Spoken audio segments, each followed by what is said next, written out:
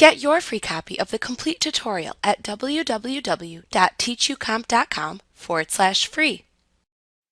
To correct red eye or pet eye in a camera raw image in Photoshop Elements, click the Red Eye Removal button in the toolbar at the right side of the Camera Raw dialog box. If needed, then use the Pupil Size and Darken sliders that appear in the Red Eye tab in the pane to the left of the toolbar to set your desired levels for both settings.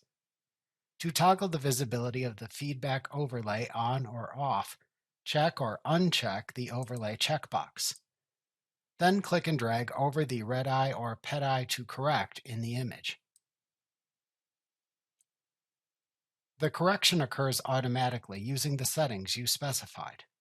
If the program cannot find any red eyes in the selected area, a message box appears and prompts you to redraw the area to include the eye and some of the face so it can make the corrections.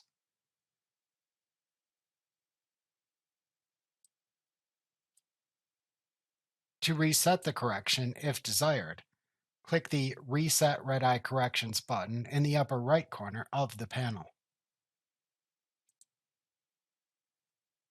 Like what you see? Pick up your free copy of the complete tutorial at www.teachucomp.com/free.